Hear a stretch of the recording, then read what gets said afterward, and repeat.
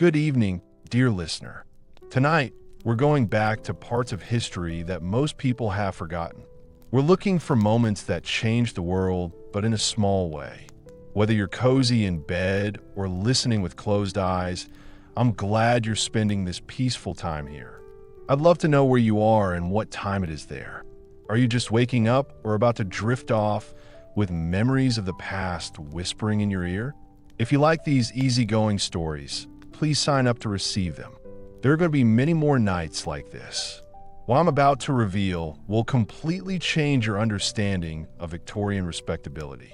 The image of well-behaved ladies looking after their homes and having tea parties was a front for an epidemic that was killing people in drawing rooms in England and America. These women weren't criminals or outsiders.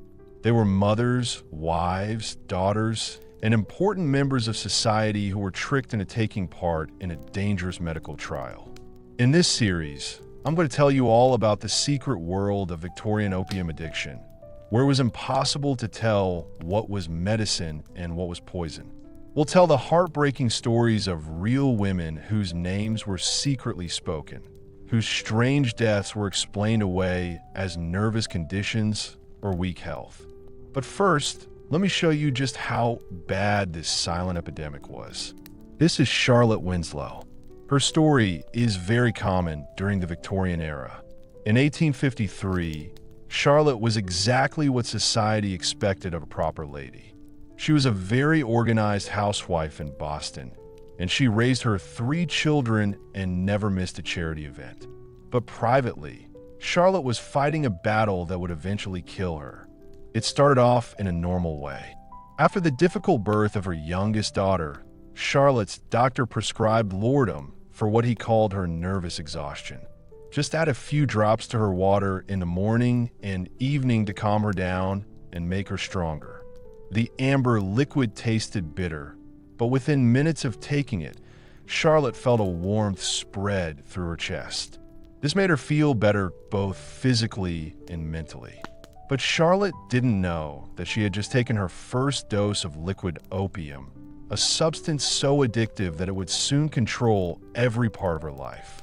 After a few weeks, the prescribed doses weren't as effective as they once were.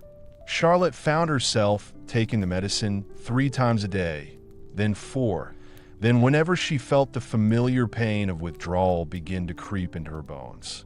The really evil part of this was that laudanum had become completely normal in Victorian society. If you walk into any pharmacy in London or New York, you will see lots of patent medicines containing opium.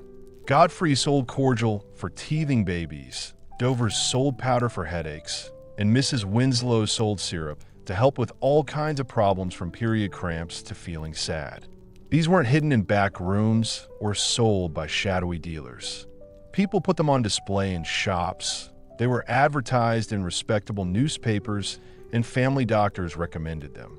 For Victorian women, laudanum was more than just medicine. It was like being saved. In the past, women had almost no control over their own bodies or lives.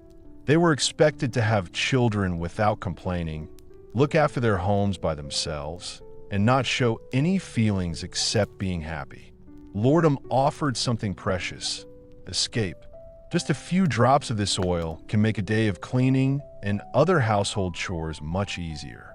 It could stop fussy babies from crying, make pregnancy easier, and give moms a break from feeling overwhelmed by society's expectations.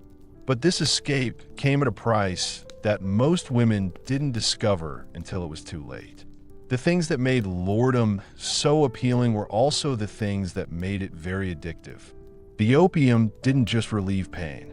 It changed the brain's chemistry, creating a physical dependence that grew stronger with every dose. Women who had started taking laudanum for medical reasons soon found themselves needing it to function. Think about Margaret Thornfield, whose husband was a minister in the countryside in Yorkshire. Margaret started taking laudanum after developing what her doctor called neuralgia. This was a term used by Victorian doctors for unexplained pain that they couldn't identify. The medicine worked really well at first. Margaret's strange aches went away, and she felt full of energy and able to do more than she had in years. She threw herself into her role as a pastor's wife with renewed energy, organizing charity drives and visiting the sick with great enthusiasm. But as time went on, Margaret saw some worrying changes. The times between doses got more and more difficult. She would wake up in the middle of the night, covered in sweat, with her heart beating really fast and her stomach feeling sick. During the day, she kept looking at the clock, waiting for the time she could take her next dose. When she tried to take less, as her conscience sometimes told her to, she was hit by symptoms so bad she thought she was going to die. Her hands would shake uncontrollably. Her stomach would feel sick and she would feel desperate. She would feel so bad that she would not be able to leave her bedroom. Margaret's husband was a kind but naive man. He trusted his wife completely and believed his doctor when they said that her medicine was making her better. He never suspected that the medicine was actually making her ill. Like most people of his time, he thought that addiction was a moral failing that only affected people who were weak-willed and degenerate. The idea that his religious, loving wife could become dependent on her prescribed medicine was simply unthinkable. Margaret's husband wasn't the only one who didn't understand that he was addicted to pornography. In Victorian times, people made up stories about how opium was used. This allowed respectable people to pretend that they did not know about the true use of opium, even though they had evidence that told them otherwise.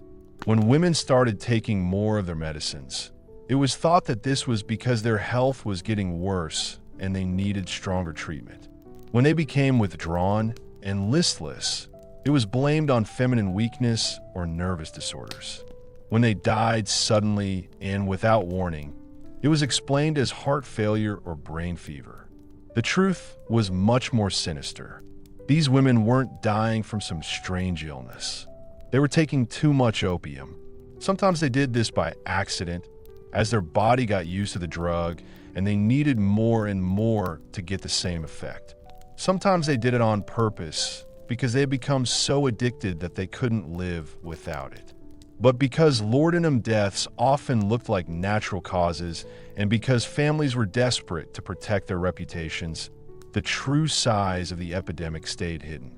In Victorian times, doctors didn't understand addiction very well. Doctors knew that opium could create a habit, but they didn't understand how strong it was. They thought that respectable people would be able to control how much they used it. They did not understand that physical dependence can overcome even the strongest willpower, and they had no effective treatments for withdrawal. When patients complained of symptoms after reducing their dose of Lordos, doctors often thought this showed that they still needed the medicine, which meant they continued to take it. The fact that Victorian women were so isolated made the problem even worse. Unlike men, who might meet other opium users in smoking dens or online, women took their laudanum at home. They often didn't know that other women were struggling with the same thing. They couldn't compare their experiences or ask for help from others who understood their situation. Each woman thought that her growing need for help was her fault, a secret shame that she must keep hidden no matter what. This made her feel even more ashamed because at that time women were expected to follow a very strict set of gender rules. Victorian women were supposed to be moral guardians. They were seen as being pure and self-controlled. They were expected to elevate their families through their virtue. The idea that they might be unable to control their use of medicine went against everything society believed about feminine nature. Women who realized they couldn't do it all ended up with a really difficult decision to make. If they admit their problem, they risk being shamed in public. But if they keep using laudanum and hope they can regain control before it's too late, they might be able to save their reputation. Most people chose to carry on without saying anything, creating elaborate lies to hide how much they were drinking. To avoid suspicion, they would visit many pharmacies.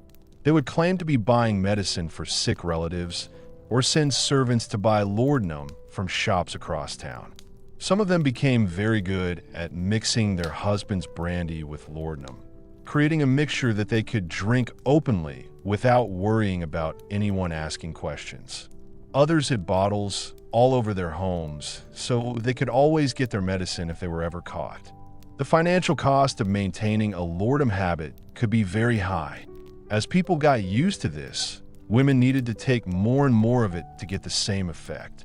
What started as a few pennies worth of medicine per week could eventually use up a lot of the household budget. Women would sell jewelry, porn, or other things from their homes.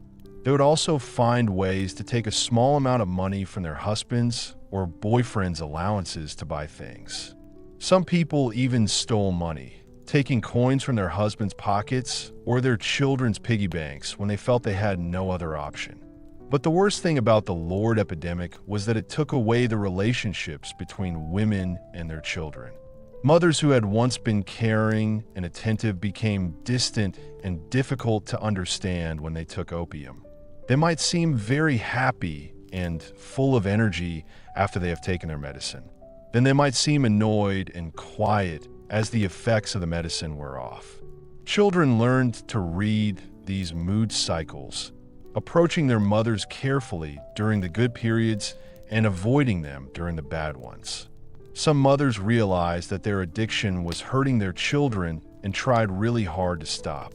They would quickly throw away their medicines when they felt better, but then have to go to the pharmacy for help when the withdrawal symptoms became too much. Others tried to gradually reduce their doses, marking careful measurements on their bottles and setting strict schedules for consumption. But these efforts to stop smoking almost always failed without medical support or understanding how to do it. The medical establishment didn't know much about addiction treatment, so women who did seek help often received advice that made their situation worse. Doctors might suggest changing to different types of opium, thinking that having a variety of options might help reduce dependence. They prescribed other drugs like alcohol or chloral hydrate to help with withdrawal symptoms, but this often led to new addictions. Some doctors suggested that women should be completely rescued. They were sent to private sanatoriums, where they were given even more laudanum to help them stay calm and behave well. The desperation of these women was shocking. Evelina Hartwell, the wife of a famous banker in London, started crushing her laudanum tablets and mixing them with her morning tea when liquid preparations no longer satisfied her cravings. She would sit at her fancy wooden table with nice china plates and fresh flowers and take very strong opium doses while chatting to her husband about the weather. Evelina changed over time, but those who knew how to look could see this change. Her once rosy complexion became pale and waxy. Her eyes went blank and distant, and she moved slowly and dreamily. During afternoon visits, she would nod off. Her embroidery would fall from her fingers as she drifted into a stupor induced by opium. When people asked about her health, she would smile calmly and talk about feeling very peaceful, as if she had found a secret to being happy that other people didn't understand. The servants in these big houses often helped their mistresses without knowing it. Mary O'Brien, Evelina's lady's maid, later recalled how she was sent on more and more errands to different chemist shops across London. Mrs. Hartwell would claim she needed medicine for various illnesses, a headache remedy for the cook, stomach remedies for visiting relatives, sleeping draughts for her nervous sister. Mary never asked questions about these requests because it was not done to question one's employer, and all the medicines seemed completely fine. Mary didn't realize that she was taking part in a complicated game to hide how much Evelina was consuming. When she was at the worst point of her addiction, Evelina was taking laudanum every 2 hours, all the time. She kept bottles hidden in her jewelry box, behind books in a library, and even sewn into the lining of her winter coat. The woman who had always been proud of how well she ran her home could no longer remember if she had told the cook or paid the weekly bills. The social events that had once been the heart of Elenina's life became a tricky situation. She would accept invitations to tea parties and charity events, then spend a long time thinking about when she could take her medicine without being seen. Sometimes she would say she was not well and needed to leave, but she would go into the host's bathroom and take a drug called laudanum. Other times she would arrive at social gatherings already on a lot of medication, speaking very slowly and smiling a lot while her friends exchanged worried glances. In Victorian times, there were strict rules about how people should behave, which made it easy for people to ignore uncomfortable truths. When Eleanor started missing important social events or arriving in a confused state, her friends stopped talking about it. They would talk about her condition, saying she had a delicate constitution or was still recovering from nervous exhaustion. Nobody said anything about the addiction, so it got worse without anyone noticing. At the same time, everyone pretended that everything was normal. The physical deterioration of laudanum addicts followed a predictable pattern. Doctors of the era either failed to recognize this pattern or chose to ignore it. Women would lose a lot of weight because the opium made them less hungry, but people often praised this as a fashionable thinness rather than seeing it as a sign of illness. Their skin would go a yellow color. Their teeth would start to decay from all the sugar in their medicines, and their hair would become brittle and lifeless. But these changes were often blamed on getting older or the stresses of family life. The most tragic thing is that the cognitive effects of long-term laudanum use made these women less intelligent just when they needed it to understand their situation.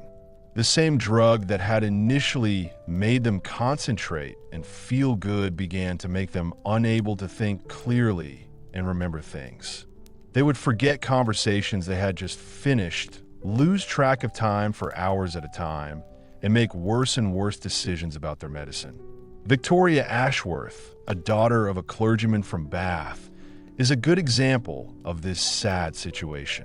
Victoria was once known for her sharp wit and extensive knowledge of literature.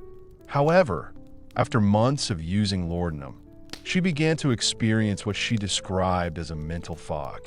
She would start reading a book, only to discover she had already read the same chapter 3 times without remembering it. When she was talking to people, she would sometimes lose the thread of her thoughts.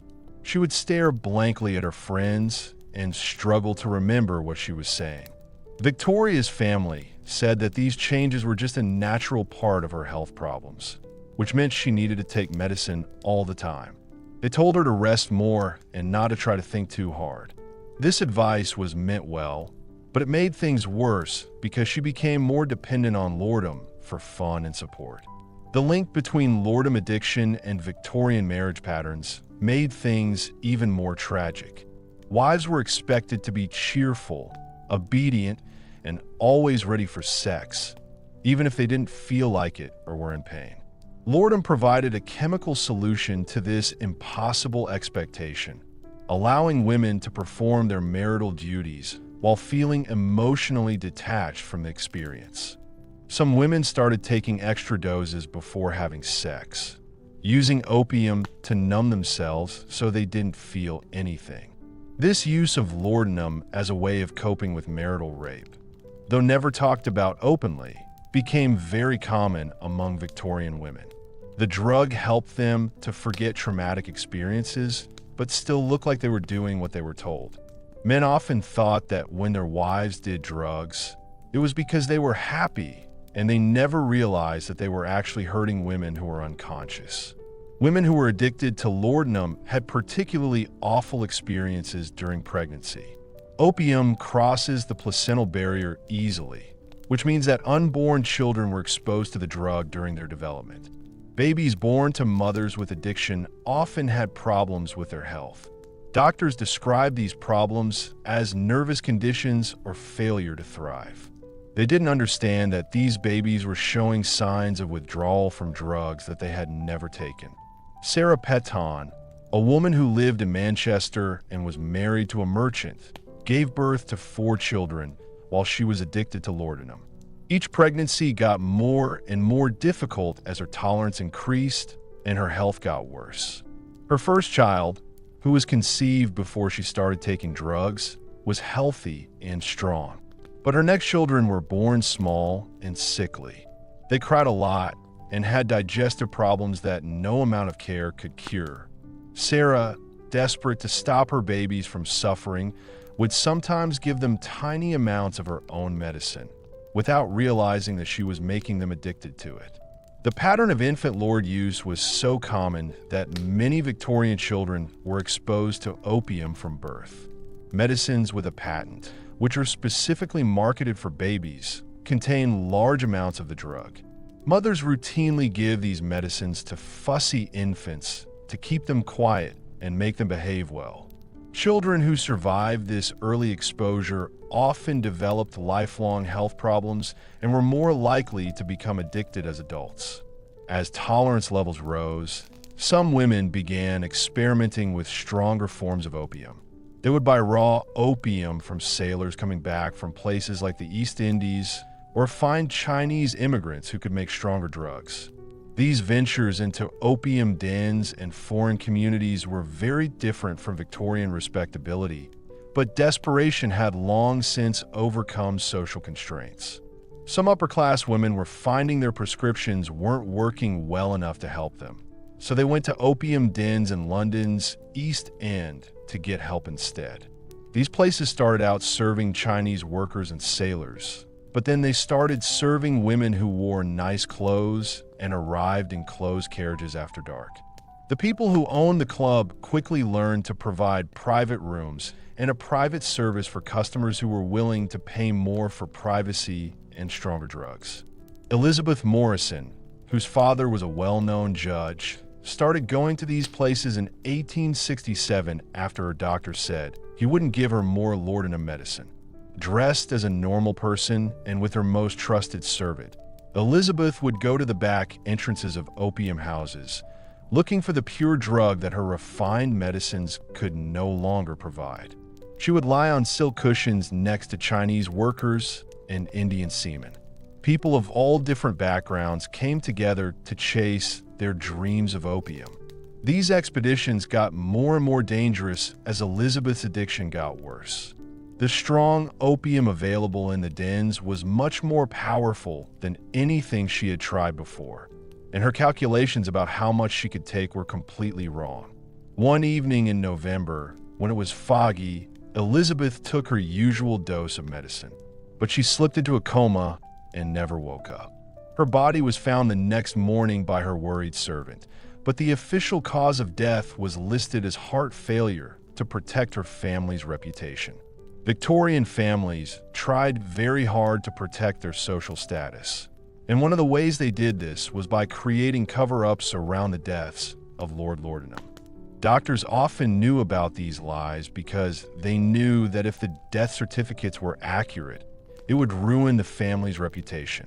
They would examine bodies where it was clear that the person had taken too much of a drug, and they would also examine bodies where the person had died from eating too much of a drug, or from having a fever, or from their heart stopping suddenly. Funeral services would talk about the good things about the dead person, with no mention of the bottles of Lordham that were found in their empty hands. The elaborate funeral of Elizabeth Morrison became an example of how Victorian society dealt with these tragic deaths. Her father, Judge Morrison, gave a moving speech about his daughter's delicate health and her brave fight against nervous exhaustion.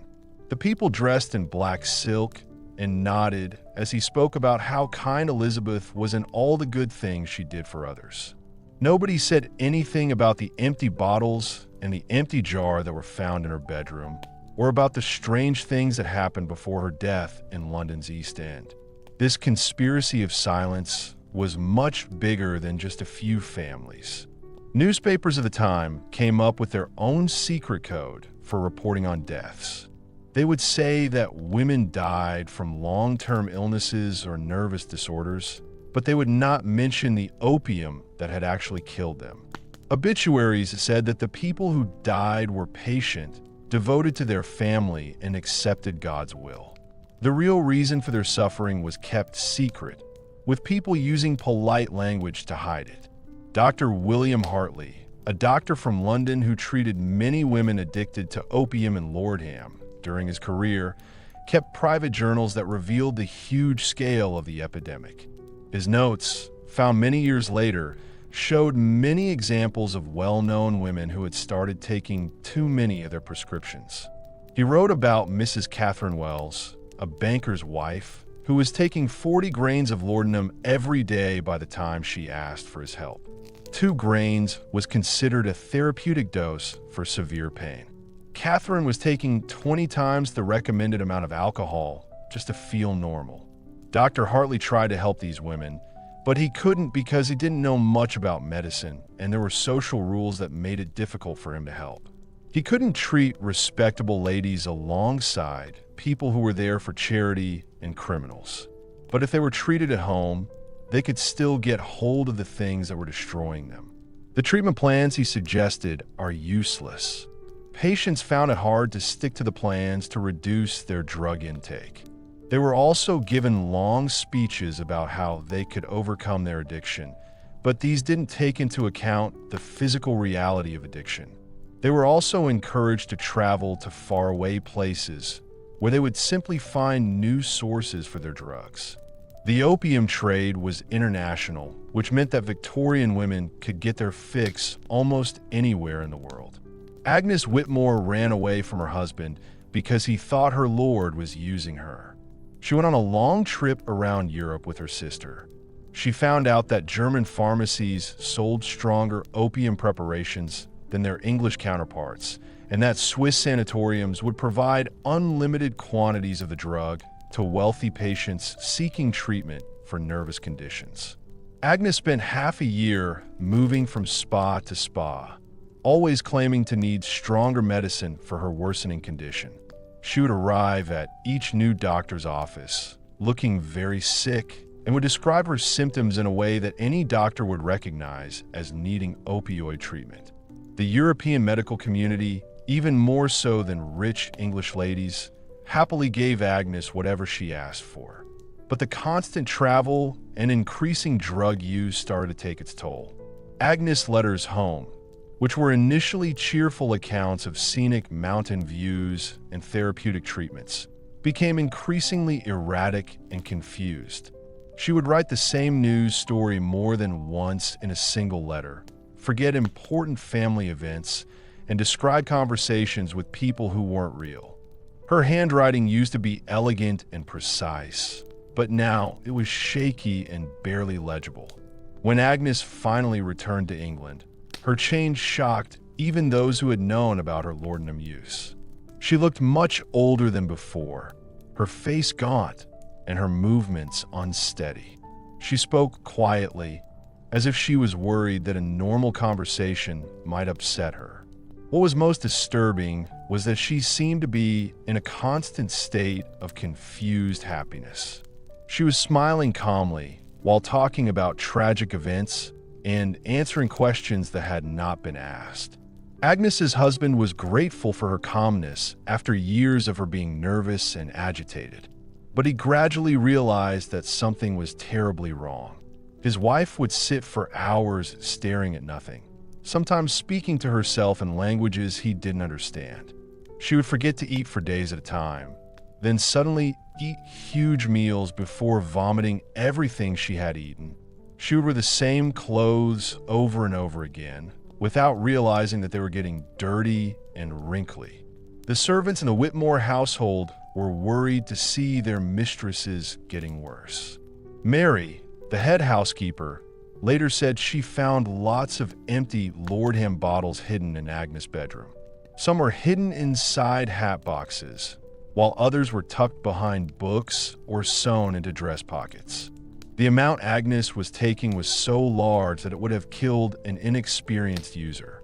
She could take more than she should have been able to take.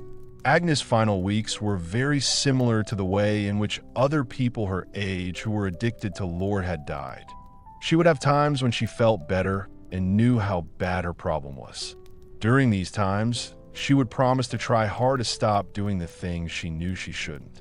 She would pour medicine down the sink, burn her secret stashes, and swear to her husband that she was finally free from her dependence. But these moments of clarity were always followed by overwhelming cravings that made her use drugs again. She would send servants to every pharmacy in London, claiming she had new illnesses and needed medicine. Local people started to get suspicious of her because she was buying a lot of laudanum. So she started ordering it by post, using fake names, and having the packages delivered to different addresses across the city. The physical symptoms of Agnes' withdrawal attempts were so severe that her husband began to believe she was genuinely dying from some mysterious disease. She would shake uncontrollably, sweat a lot even when it was cool, and see things that weren't there. This would make her scream.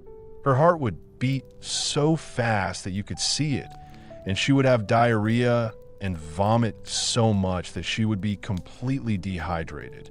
Modern medicine recognizes these symptoms as classic opiate withdrawal, but in the Victorian era, doctors thought that they were signs of a serious disease. They examined Agnes during her worst moments and decided that she needed stronger medication to treat her illness. The treatments they gave her were meant to help, but they only made her more addicted. This led to a cycle of escalating dependence. The psychological effects of long-term use of the drug were perhaps even more devastating than the physical symptoms. Agnes began having what she called waking dreams. These were very realistic fantasies that seemed more real to her than real life. She would have long talks with her dead mother, plan parties for guests who never came, and think that the servants were stealing from her while she was asleep. These delusions became more and more paranoid and violent. Agnes accused her husband of trying to poison her, claimed that her sister was plotting to steal her inheritance, and became convinced that the local police were watching her house. She would lock herself in her room for days at a time, only coming out to look for laudanum she thought others had hidden from her. The isolation caused by these paranoid delusions made Agnes's decline worse. She was alone and suspicious. She lived in a world that was full of ghosts. She would hold tea parties with imaginary guests, chatting animatedly with empty chairs while real visitors waited unnoticed in her drawing room. Her husband watched his wife lose her marbles and realized that her medicine was to blame. But by this point, Agnes' tolerance was so extreme that if she tried to reduce her laudanum intake, she would get symptoms that appeared life-threatening. She would pass out and start shaking. Her breathing would become shallow and uneven, and her skin would turn blue, which suggests that she was going to die. The medical establishment did not help families in these difficult situations.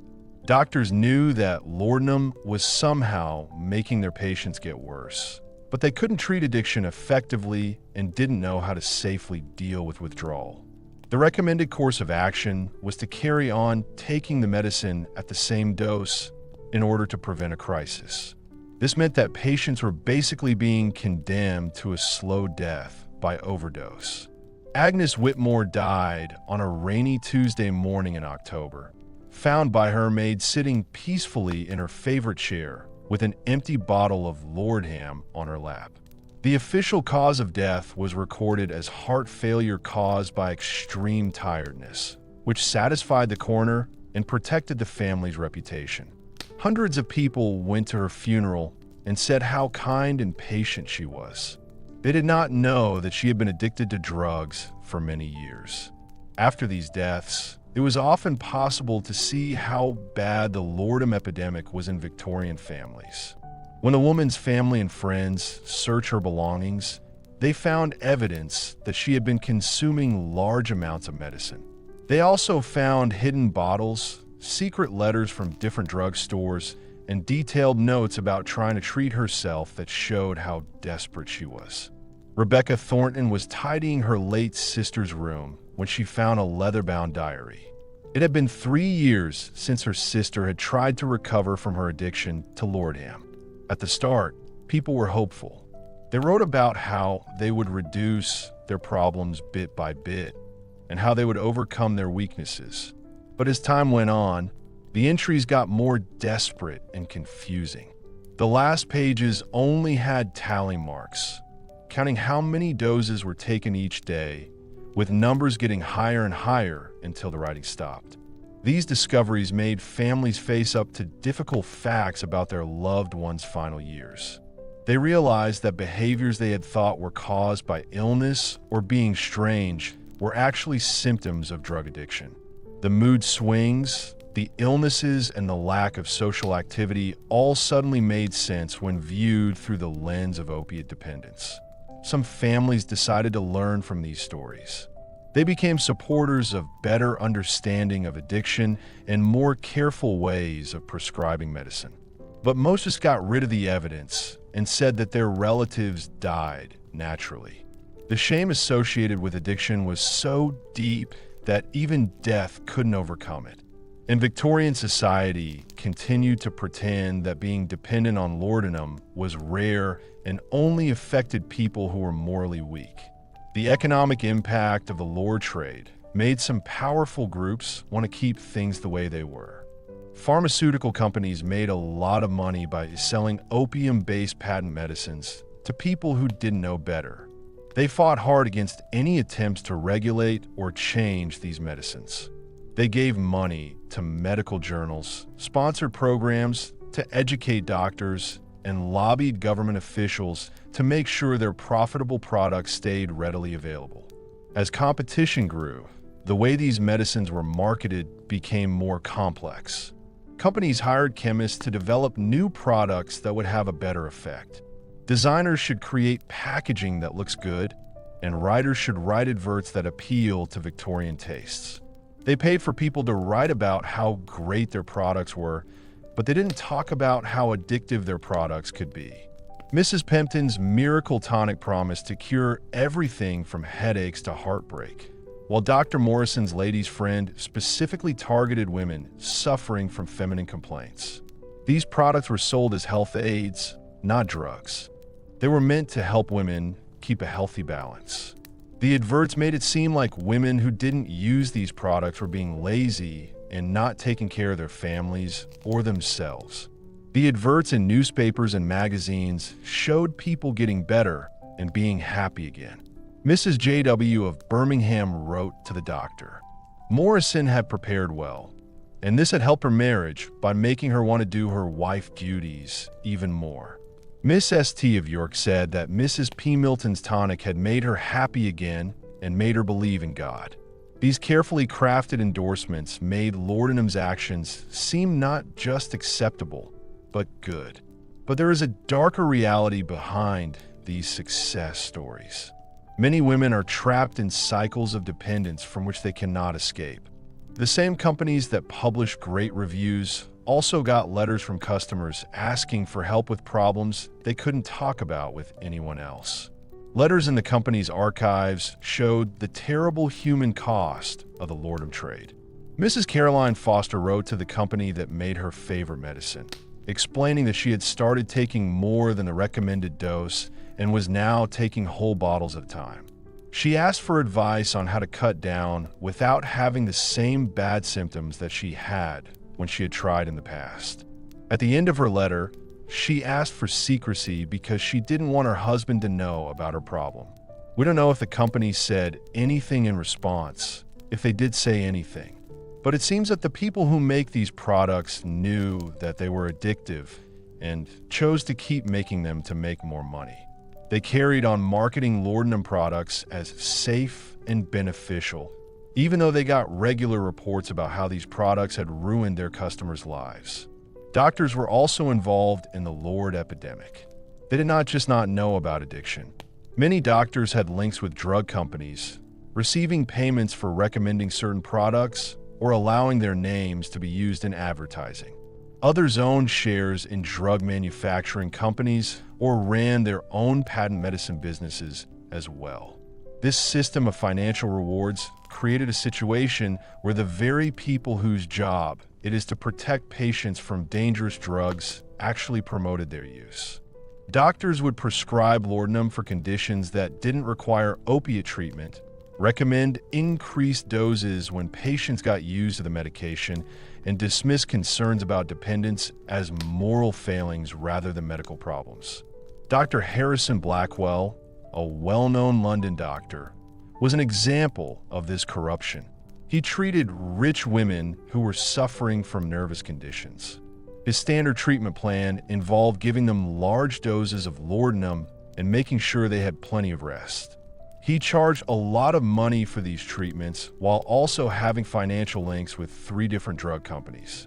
After his death, his patient files revealed that he knew many of his clients were becoming addicted to their medications, but continued prescribing them anyway. The rest cure facilities that became popular during the Victorian era were often like big addiction mills. They kept wealthy patients sedated with massive doses of laudanum, while charging their families a lot of money for treatment. These places promised to cure nervous exhaustion and hysteria by offering complete rest and medical care, but they actually created new addictions or made existing ones worse. Millicent Ashford spent 8 months at the famous Willowbrook Sanitarium trying to get better. Her doctor had said she had a serious problem with her nervous system. The facility's promotional materials promised revolutionary treatments based on the latest European methods. But Millicent's experience mainly consisted of lying in bed while receiving regular doses of opiate medicines that were stronger and stronger. The doctors at the sanatorium said that she needed to rest completely to recover from her nervous condition, and that any stimulation or activity would make her condition worse. They gave Millicent a medicine called laudanum every 4 hours to help her stay calm and cooperative. They slowly increased the dose as her body got used to the medicine. By the time she left Willowbrook, she was taking more opium than when she had arrived, but her family was told that she was doing much better. This problem of institutionalized addiction affected hundreds of women in England and America. Families would send their daughters, wives and mothers, to expensive treatment centers, believing they were providing the best possible care for serious illnesses. Instead, they were essentially paying for their loved ones to become more deeply addicted to dangerous drugs under medical supervision. The way these facilities manipulated people was really sneaky. Patients who questioned their treatment or said they were worried about needing more medication were told that this was a sign of their illness. If they asked to take less laudanum, it was seen as a sign that they were not fully better yet. So they needed to keep taking the drug and pay more. Women who tried to leave these facilities before their doctors said they were ready were often said to be mentally unwell and kept against their will. The mix of legal power, family pressure, and physical dependence on drugs made it really hard to escape. The stories of these victims were not told because the women could not speak up for themselves or did not want to admit what had happened. Many of them died in prison, but the official explanation was that they had just got worse because of their original nervous conditions, not because they had overdosed on painkillers. Others returned home so damaged by their experiences that they never again functioned as independent individuals. Historians have mostly ignored the effect of the laudanum epidemic on Victorian children, but the evidence shows that many children grew up in households where their mother was addicted to drugs. Children learned to understand their mother's moods by looking at when she was taking her medication. They understood when it was safe to go and see her for comfort and when they should stay away.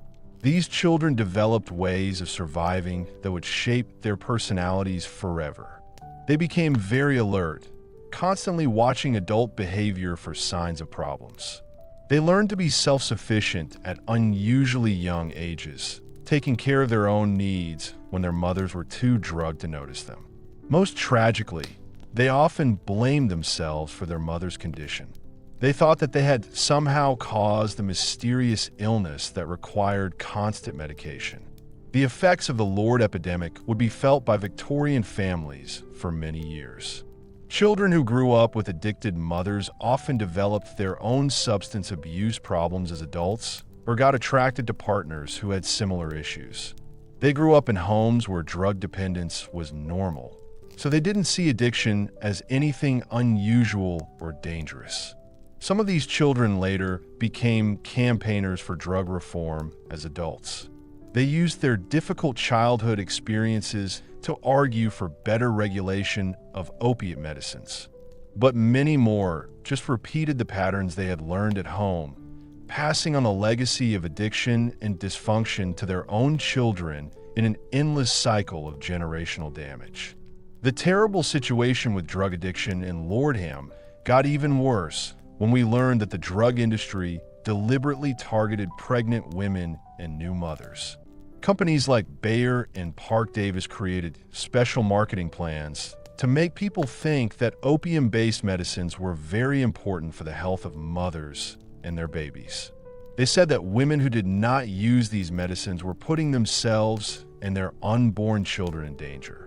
Dr. Samuel Richardson's special milk promised to make childbirth easier and ensure healthy babies, while Mrs. Hartwell's nursing mother's friend guaranteed plenty of milk and calm the mother. These products had extremely high concentrations of opium, often more than medicines that are sold to the general public. The people who made these products knew that pregnancy and childbirth created markets full of women who really needed their products to help with the physical and emotional suffering they were going through. This truth was discovered by Helena Blackwood when she was pregnant for the fourth time in 1862. After 3 difficult births that had left her feeling weak and worried, Helena's doctor recommended Dr. Richardson's preparation to make sure the next delivery was easier. The medicine worked like a miracle during her pregnancy, getting rid of the nausea and emotional ups and downs that she had experienced before.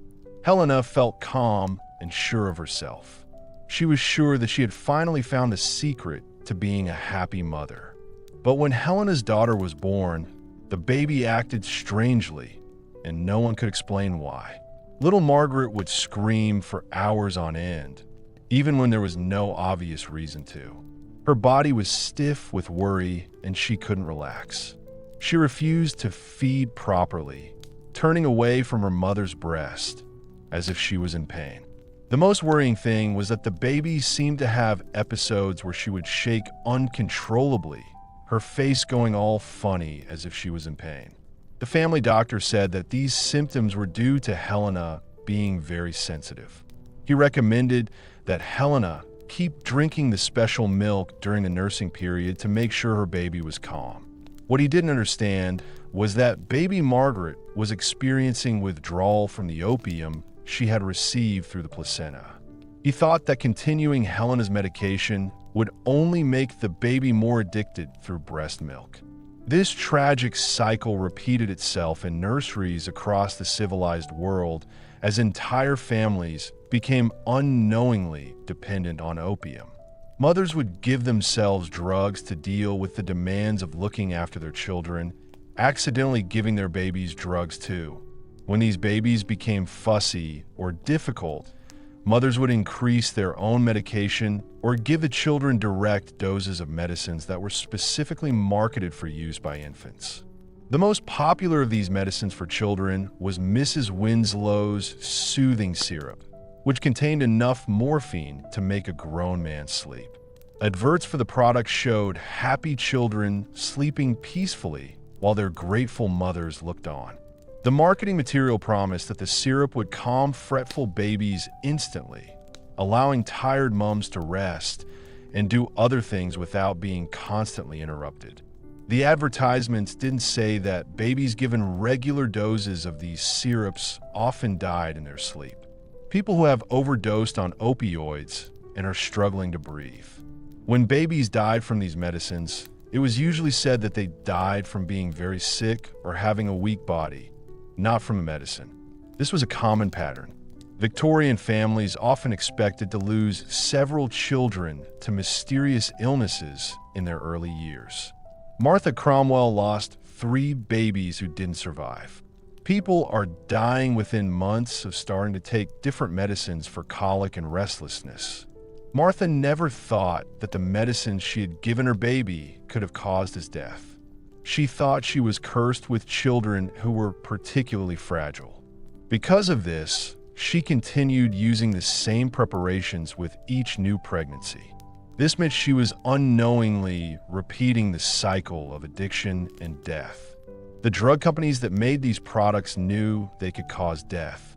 Letters from the time show talks about how much of the drug to give to children, so they would feel sleepy but wouldn't show obvious signs that they had taken too much.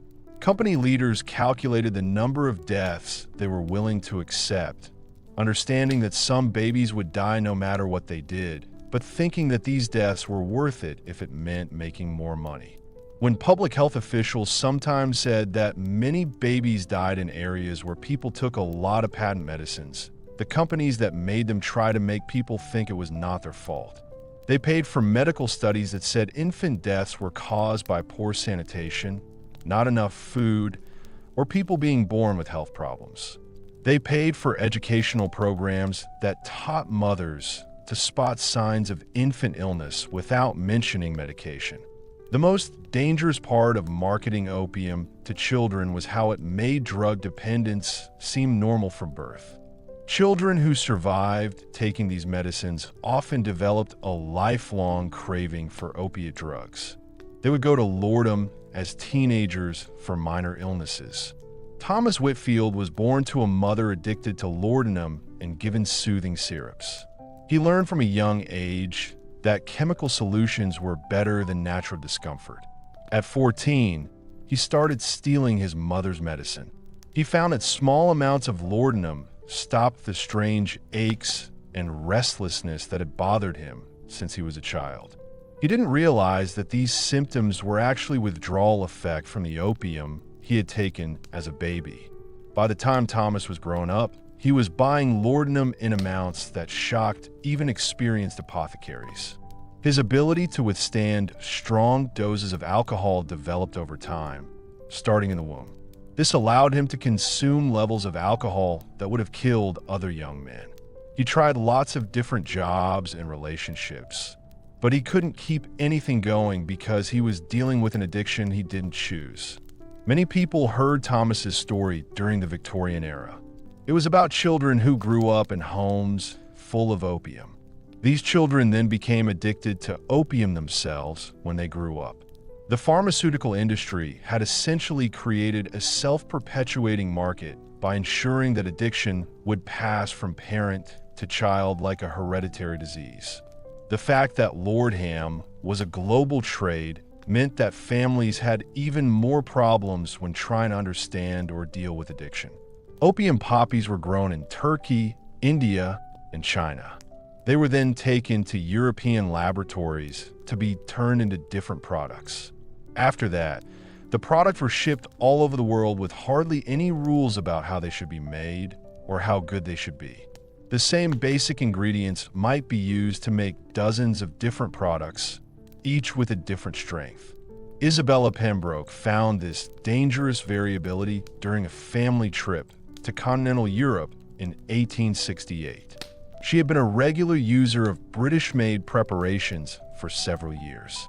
Isabella was in a big problem because she couldn't get her normal medicines from French pharmacies. The laudanum she bought in Paris was much stronger than the stuff she was used to, and she overdosed by accident. This left her unconscious for 2 days.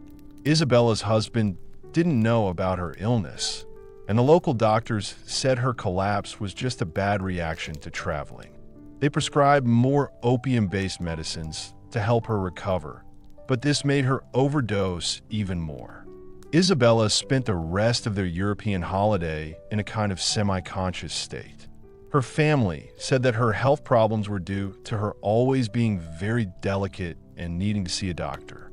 The fact that international drug manufacturing is not standardized means that addicted women who are not able to get drugs from their usual suppliers are at risk. German preparations might be twice as strong as English equivalents, while Italian formulations could be diluted with alcohol, which created additional complications. Women who traveled a lot learned to carry a lot of their favorite medicines with them. But there were often limits on how much luggage they could take and customs inspections, which often led to unpredictable results. The legal protection that wealthy foreign visitors have. There have been difficult attempts to track or deal with deaths caused by laudanum that have happened while people have been traveling abroad. When important English ladies died in a strange country, their bodies were usually sent home quickly. The certificates said they died naturally. The true circumstances of these deaths were kept secret because of national pride and social rules. The death of Lady Catherine Worthington in a spa in Switzerland is an example of this pattern of international cover-ups. Lady Catherine had traveled to the Alps to seek treatment for nervous exhaustion. She was found dead in her hotel room. She was surrounded by empty medicine bottles from different countries. The Swiss authorities did not want to risk a scandal that might harm their profitable health tourism industry. They said her death was from heart failure and arranged for her body to be sent back to her home country straight away. The English newspapers said Lady Catherine's death was a sad loss of a loving mother and someone who gave a lot of money to charity. They said she died of long-term health problems while trying to find the latest medical treatments in another country. Members of parliament and important people from other countries went to her funeral. None of them knew that they were mourning a woman who had died from taking too much opium. These events around the world showed that opium addiction knows no national or cultural boundaries. Rich women from all over the world were being killed by the same dangerous medicines, and no one was telling anyone because everyone was involved in it. The religious community's response to the Lord epidemic showed that Victorian moral beliefs were not as clear-cut as they thought. While churches spoke out against the dangers of alcohol and tobacco, they did not say anything about the patent medicines that were harming their female church members. This shows that people don't know much about addiction and don't want to think about what it means for women. Reverend William Hartwell had to deal with this moral problem when his wife Margaret showed clear signs of being addicted to laudanum. Margaret had started taking Dr. Morrison's nerve tonic after the birth of their youngest child. She said it helped her have the energy she needed for her church duties. But Reverend Hartwell noticed that his wife's moods were not always good. Sometimes she would be kind and helpful, but other times she would be sad and tired. This seemed to happen at the same times as her medicine. Reverend Hartwell was a man of God. He believed that addiction was a spiritual failing that could be overcome through prayer and moral discipline. He spent hours talking to his wife about how important it is to be strong and not to rely on things like drugs. But the way he thought about it, as if it was all in her head, just made Margaret feel more ashamed and desperate. Margaret started hiding her medicine from her husband. She took doses in the church vestry before services and kept bottles hidden in her Bible case during pastoral visits. The secret life she had to lead as a minister's wife made things even more difficult for her, and it made her addiction worse. When Margaret finally collapsed during a women's prayer meeting, shaking and foaming at the mouth in front of the whole congregation, Reverend Hartwell had to face the reality of his wife's condition.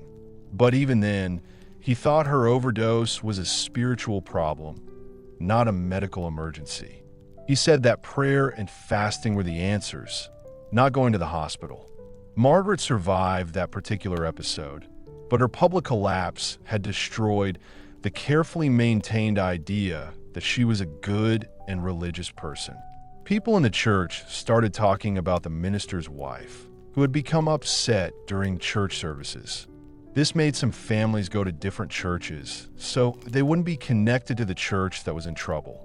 The religious community was unable to deal honestly with addiction, which forced many women who were suffering to choose between their faith and their health.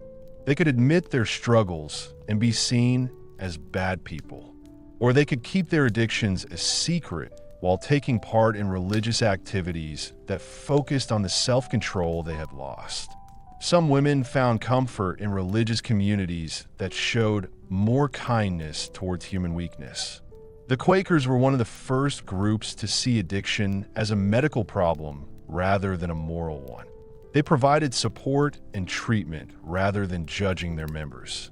But these religious groups, which were quite modern in their thinking, were small and were part of the main groups, which were mostly focused on punishment.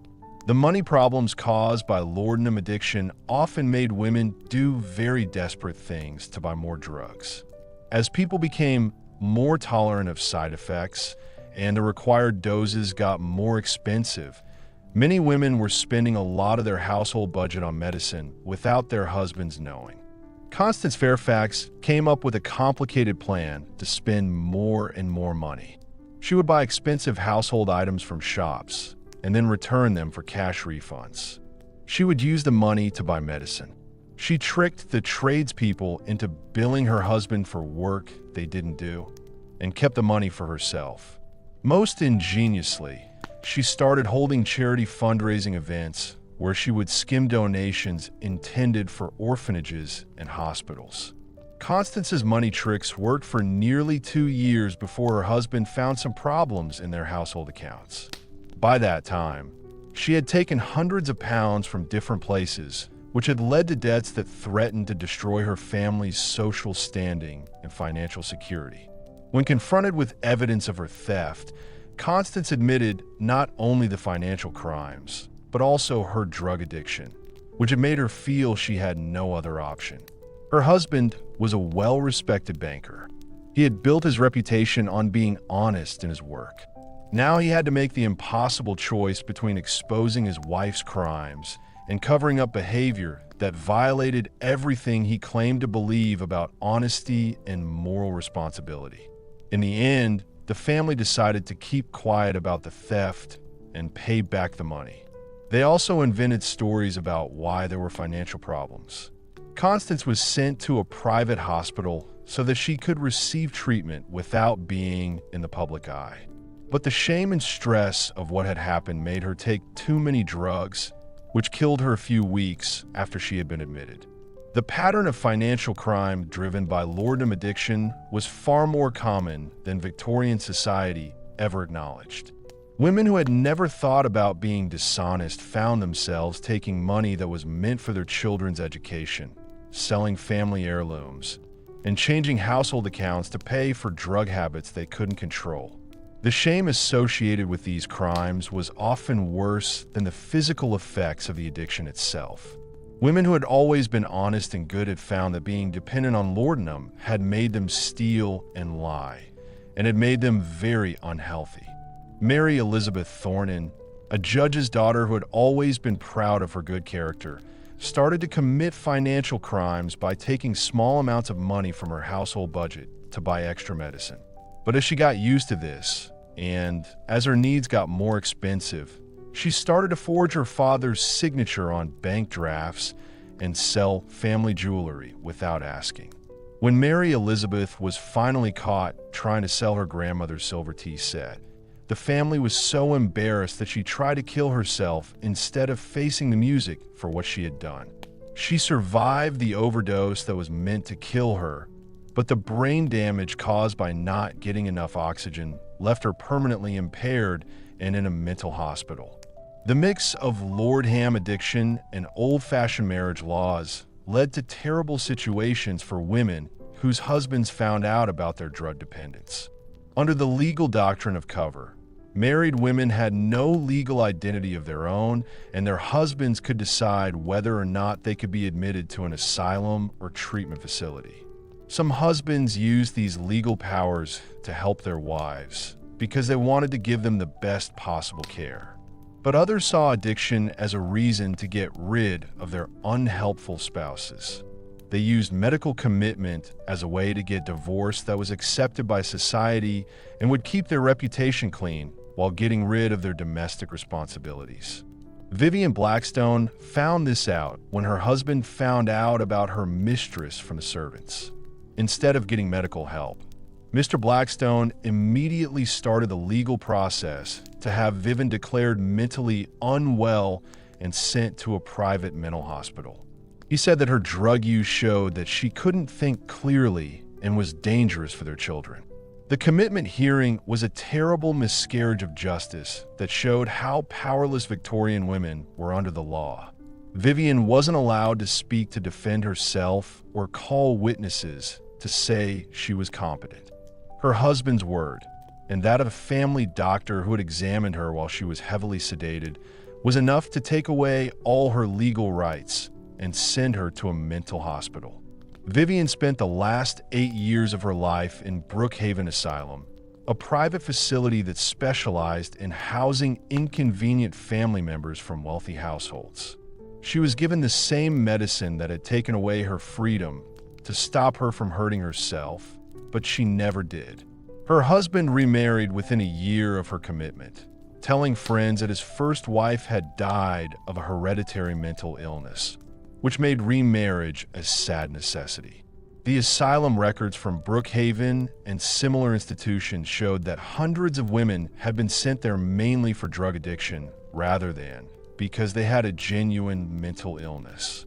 These facilities were used by families who wanted to avoid the scandal of public addiction treatment or divorce proceedings. The conditions in these private asylums were often worse than those in public institutions because rich families paid more for privacy than for quality care. Women were kept away from other people, weren't allowed visitors who might ask about how they were being treated, and were given experimental treatments that often made their conditions worse. Dr. Heinrich Zimmermann, the medical boss at the famous Millbrook Sanitarium, invented a treatment for female patients who were addicted to laudanum.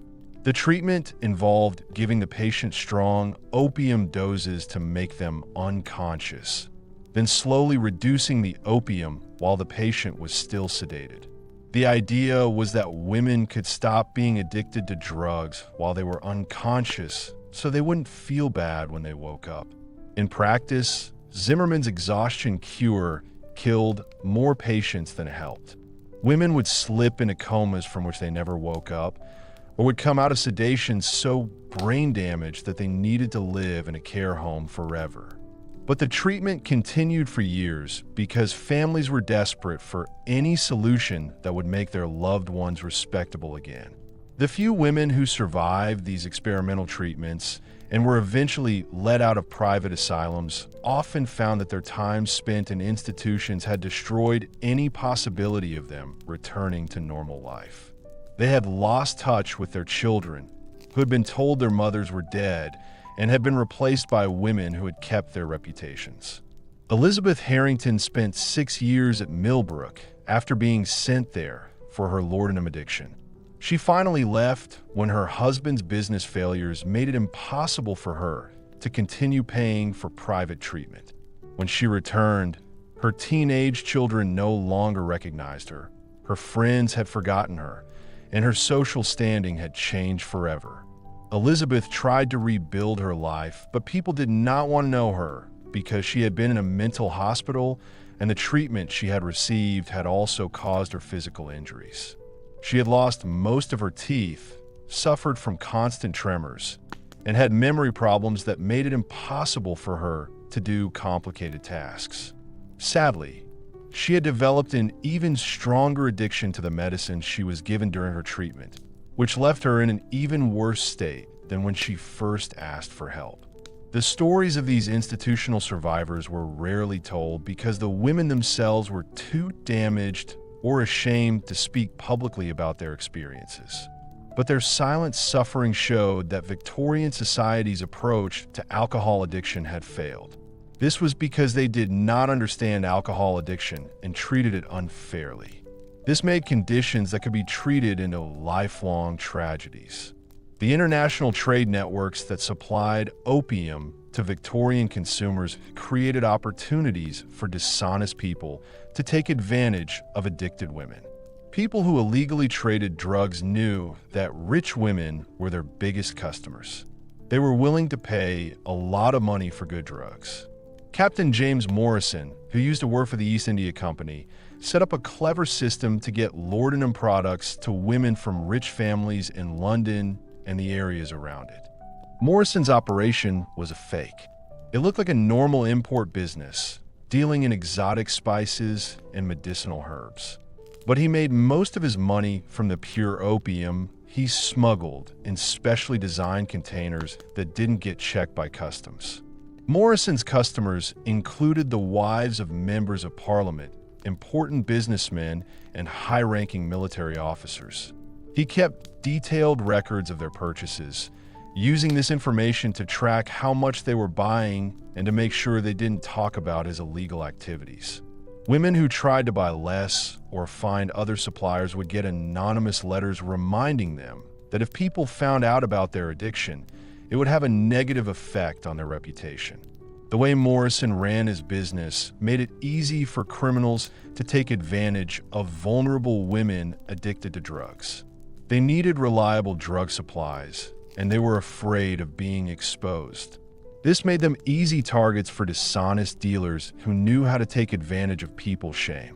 Margaret Ashworth was dependent on Morrison for help when her usual sources of laudanum were not enough for her growing needs. Morrison promised to provide better preparations at reasonable prices, but gradually increased his prices while reducing the quality of his products.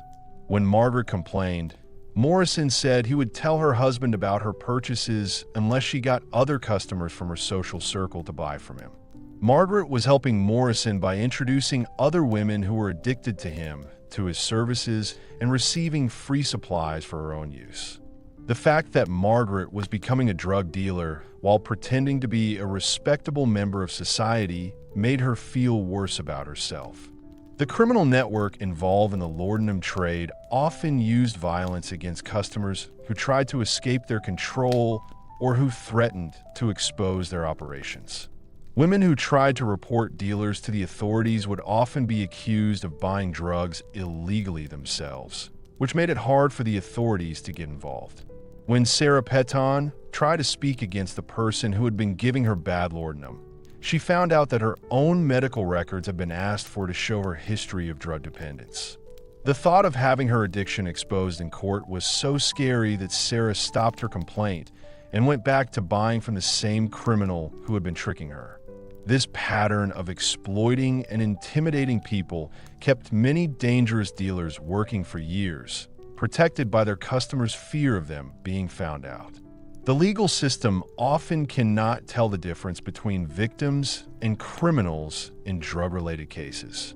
This means that addicted women are punished instead of receiving help when their situation comes to official attention. The impact of the laudanum epidemic on Victorian literature and art has been largely overlooked, but many famous female writers and artists of the era struggled with opium addiction, which had a big effect on their creative work. The drug made people feel and see things differently, which led to different artistic styles. These styles showed the good and bad feelings of being addicted to the drug. Christina Rossetti was addicted to opium, but she never told anyone. Her poems show that she was addicted to opium.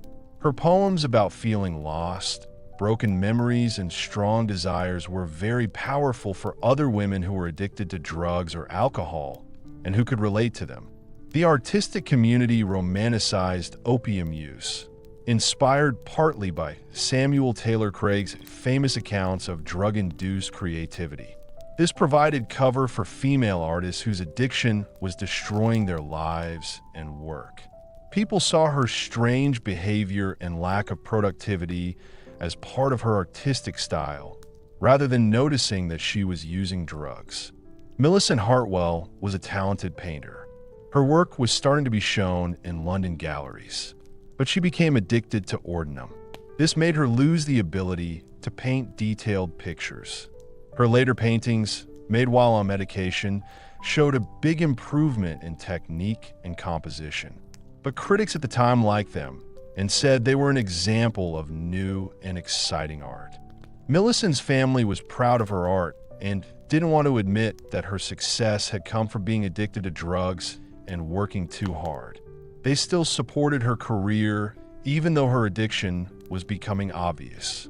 They paid for studio space, bought expensive materials, and set up exhibitions of work that showed clear signs of impairment.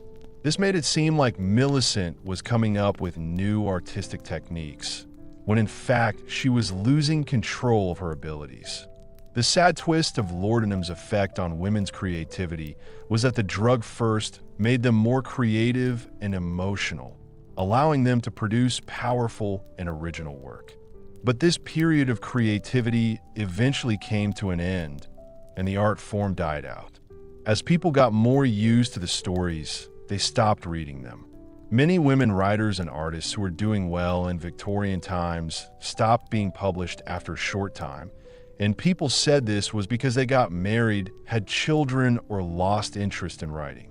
But looking at private papers and family records suggests that laudanum's addiction was the real reason many talented women's careers were cut short, as they found themselves unable to carry on with creative work while dealing with drug dependence. The loss of these artistic voices was a great loss to culture, but which Victorian society never fully recognized.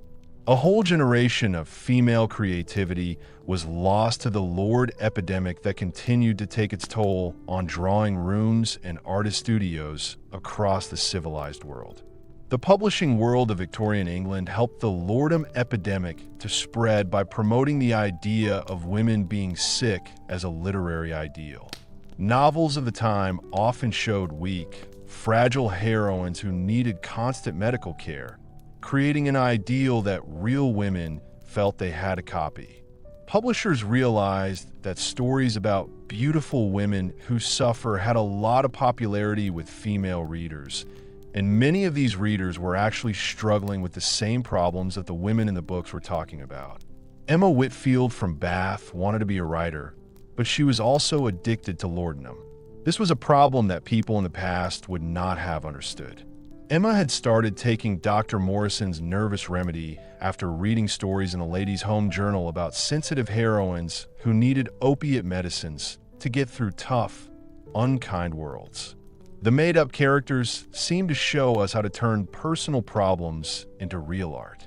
When she was on her honeymoon, Emma wrote some very strange stuff that editors and readers found really impressive. Her descriptions of emotional pain felt real, and her depictions of femininity and its struggles, in which she showed great skill, spoke to women who understand. Publishers praised her work, saying it was an example of the best writing by women. But as Emma's tolerance increased and she took more of the drug, her writing began to reflect the darker realities of addiction rather than its initial euphoric effects. Her characters became more and more passive and disconnected. They spent whole chapters in a kind of dreamlike state. This was similar to the way Emma felt when she took drugs. Her once clear thinking became confused and repetitive, with thoughts left unfinished and her reasoning going round in circles. This showed that her mental clarity was getting worse. The publishing industry's response to Emma's declining work quality showed how completely they misunderstood the connection between laudanum use and artistic production. Editors saw her strange manuscripts as new ways of writing and praised her for being brave and not following the usual rules. They encouraged Emma to explore new ideas, which made her want to take more drugs. She was finding it hard to be as creative as she had been in the past. Just weeks before she died from an accidental overdose, Emma submitted the final version of her manuscript. It was made up of lots of separate pieces of writing that didn't make any sense when put together. But her publisher released it as her masterpiece, saying that Emma had gone beyond the usual types of literature to create something completely new. Critics praised the book as a major step forward for women's writing, but they didn't realize that they were actually celebrating the literary equivalent of suicide note.